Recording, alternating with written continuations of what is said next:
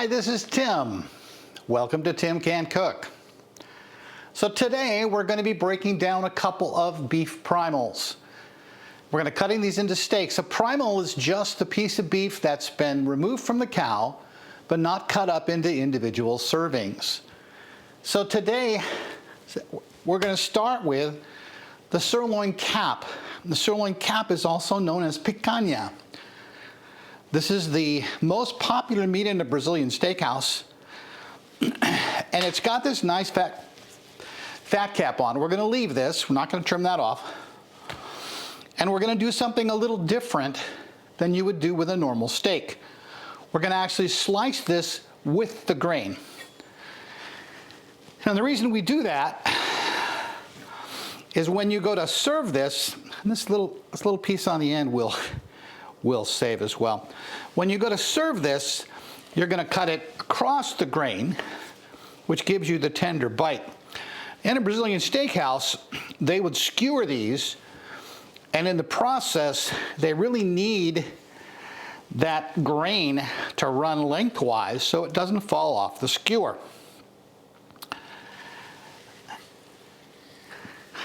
We're going to season this meat, throw it into a vacuum seal bag, and then we'll freeze these into individual portions. Now, I'm going to take this little end piece and it's going to go into my hamburger pile, which I'll be talking about in just a minute as we clear out our other primal today. Now, this picanha was $4.69 a pound. Now when we cook this sous vide for 3 hours at 130 degrees, it'll come out incredibly tender. And you would never be able to purchase this as steaks for that price.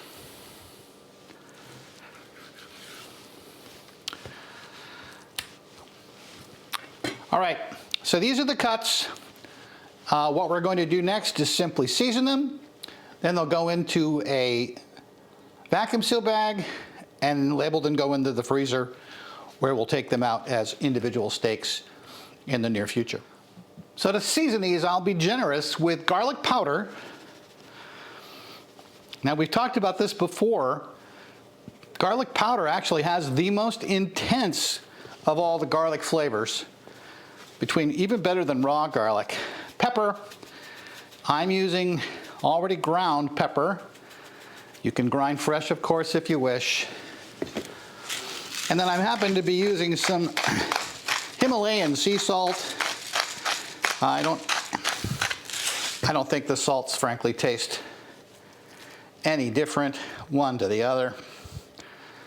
And because these picanha steaks are almost rectangles, we're going to season all 3 sides. We're not going to season the fat cap.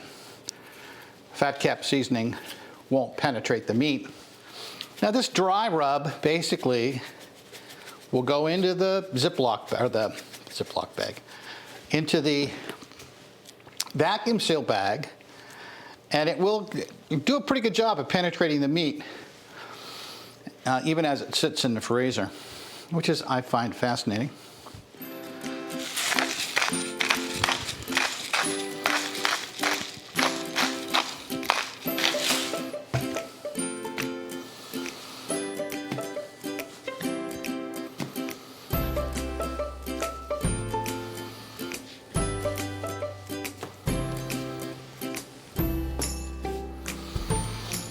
Okay, that is our picanha ready to go in the vacuum seal bags and get transferred into the freezer. I'm going to wipe this board down, and I'll come back with the second primal we're going to process today. So the second primal we're going to process today is the beef tenderloin. Now this tenderloin is where filet mignon comes from. Filet mignon steaks are $25 a pound. This tenderloin in primal was $11 a pound. So by taking the primal and cutting our own steaks, we can save quite a bit of money. Now I'm going to take the end off, and it's going to go into my hamburger. Now, filet mignon hamburger is obviously pretty special. So it's a difficult thing to say. It's a trimming, but that's how we're going to treat it. Very tender, obviously. I cut these steaks about 2 inches thick. And this is just a personal preference. You can cut them to any thickness you wish, of course. I don't generally trim any of the fat, although I will take a little knobby section like that off the end. And again, this will go into our hamburger pile. This is not intimidating. Don't think you have to be a butcher in order to take a primal and make inexpensive steaks from it. This is choice. This is all choice meat purchased at Costco. Now this end piece you could treat as a roast. You really can't, I don't like this, if you cut this, steak this way, I don't like that. So instead, this is going to go into my hamburger pile, and it'll join the rest of my meat scraps as hamburger.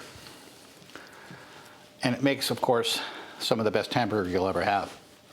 Ground beef, I should say. All right, so we're going to season these exactly the same way we seasoned the picanha. It's going to get garlic powder, black pepper, and sea salt. Again, Himalayan salt. And it's going to go on both sides.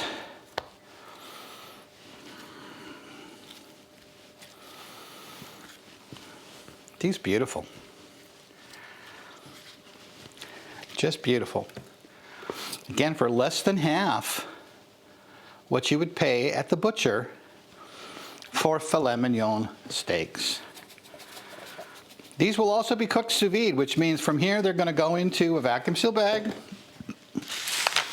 Most of them will stay in the freezer for several weeks,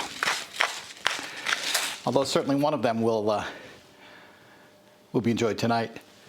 Uh-oh. Excuse me.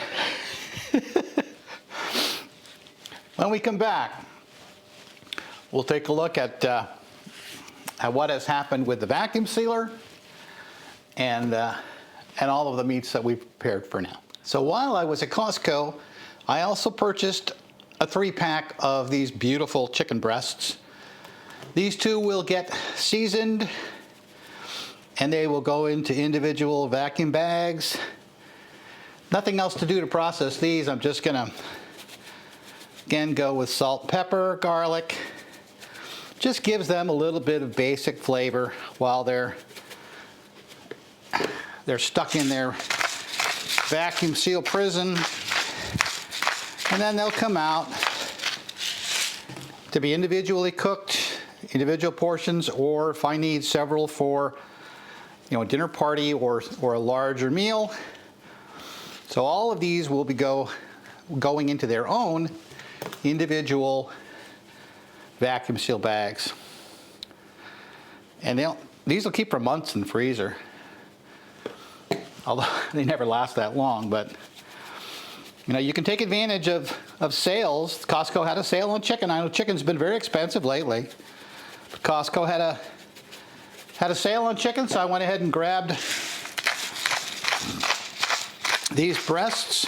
Breasts aren't my favorite chicken, but I'll tell you, once you've cooked them sous vide, you just really won't cook them any other way. They come out beautifully tender, and then you can sear them off and do whatever you want with them. So I really do cook them sous vide most of the time, and then I'll finish them off in whatever final seasoning that I'm after for that particular dish. So we come back, we'll show you the results of all of our vacuum packing and the meat that we're putting away for the next few months. So I've had people ask me, how do I keep the Food Saver vacuum seal bags clean so they close? Well, I turn the top portion of the bag inside out. Then I put the meat in with tongs. So that means this top 1.5 inches or so is very clean, not contaminated. And as long as you're not sealing wet, this inexpensive Food Saver works great.